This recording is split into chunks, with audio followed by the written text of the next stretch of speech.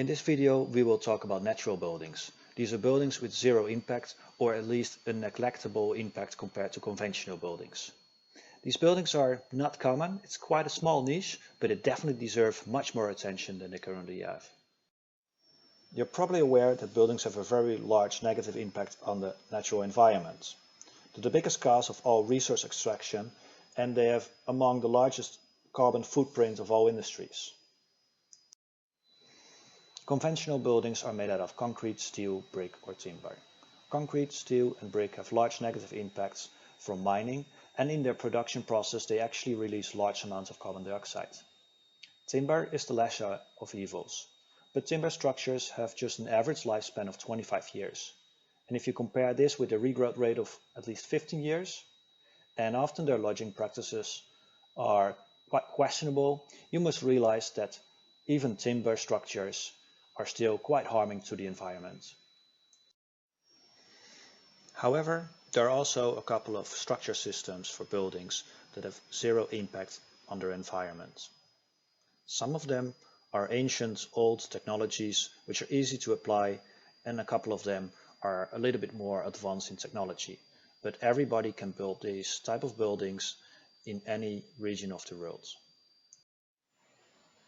Their resources regrow within a year or a couple of years, or are directly available in environments such as soil or stone, or even better, their resources from waste such as rubber tires. In the next slides I will present a couple of very useful sustainable solutions for structures. The first example is stone masonry. These structures are as old as the pyramids. In fact, they can be the pyramids, or as this example shows, the temples from Angkor Wat in Cambodia. These structures are built by stones put on each other even without cement, and they last obviously for centuries. They may not be the most contemporary useful structure, but it's definitely a structure that can be made without any negative impact for the environment. Another example of natural materials are adobe structures. They can be cup, clay adobe or wattle and daub. The resources are typically found in a direct environment and consist out of clay, sand, soil and often reinforced with straw fibers. Sometimes small amounts of cement are added for extra strength, but this does increase the carbon footprint of the building. Although these resources often include organic materials which are prone to rotting, when the finishing layers are added, these structures are actually still known to last over hundreds of years.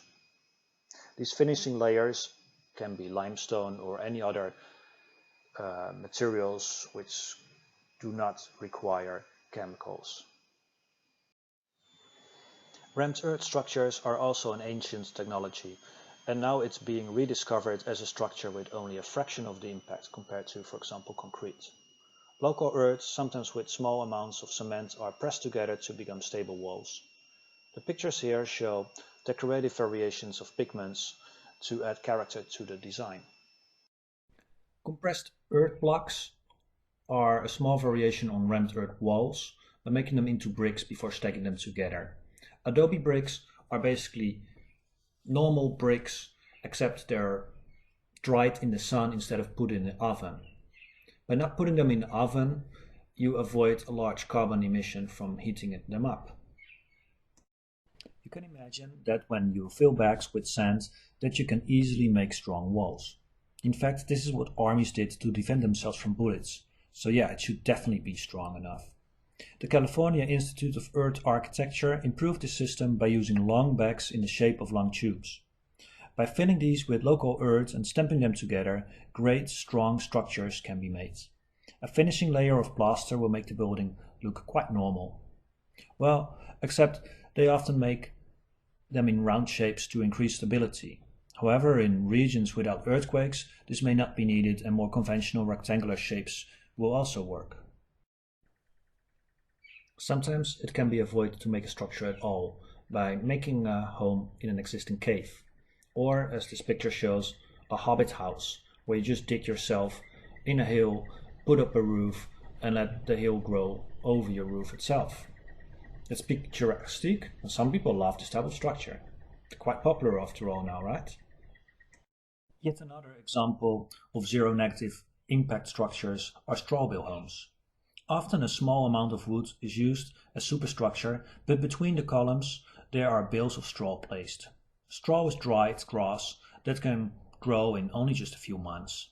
It is important to put good plaster on the walls to prevent straw from rotting, from moisture, or from pests that eat themselves into the straw.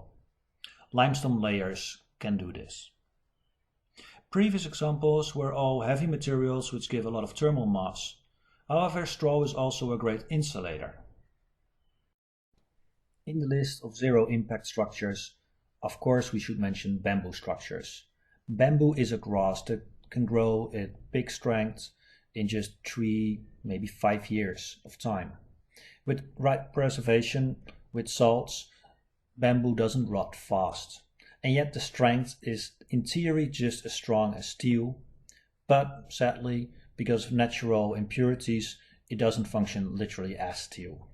Yet this material is totally underestimated for its strength and potential to be used in buildings.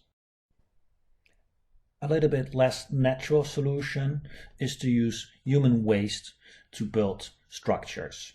Plastic, which is by now found at any spot of the earth, can be cleaned up and put together to make walls from them. Or for example, rubber tires, which are very difficult to recycle, can be collected, put together, ram earth in between, you get heavy structural walls. Or you can even take a very creative approach to it to see which waste materials you can find. At the bottom right picture here you can see washing machines, and you can see if you can make a new structure from them, recycling, or sometimes called upcycling, old waste materials. All previous examples are natural low-tech structural systems. A famous pioneering architect, Michael Reynolds, explored aforementioned systems and designed a typology for a house ideal for these structure systems and a system to use the lowest energy and water consumption as possible. He calls his design on Earthship. It uses passive solar for heating and thermal ventilation for cooling, thermal mass from soil to keep a stable, comfortable climate, and even rainwater catchment and filtration is used in his design for showering and growing your own veggies. People use his Earthship as a blueprint to build homes and other buildings with natural building materials and upcycled waste, and create a home that can stand autarkic without external needs of electricity or water as a passive house. The final 3 examples of natural buildings with zero impact make more use of modern technologies. The first example uses natural fibers from organic waste to create ecoboards. This looks like big wooden sheets with the same properties, except the resources are from agricultural byproducts instead of precious wood. These wooden sheets can be milled by a CNC router in shapes that can be put together as a puzzle, even without metal joints. Wikihouse is such a building system that offers templates to cut your house puzzle in a CNC router. Hempcrete and papercrete are also great structural materials with little or no negative impact on the environment. It can be mixed with cement and blasted into the wall as this picture shows, which creates excellent insulative properties, or it can be pressed together to make bricks to be stacked up. Last, but certainly not least, is CLT, which stands for cross-laminated timber. Since 2002, this is an approved building system, and it's currently capable of building high-rise structures.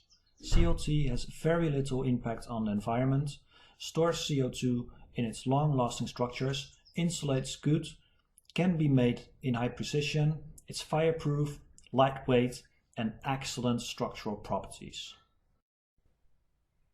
Alright, that's it for now on natural buildings with zero impact. If you want to study more on this topic, here you can see a few books and websites where you can look deeper into this topic. Hope you enjoyed this. Thanks. Bye.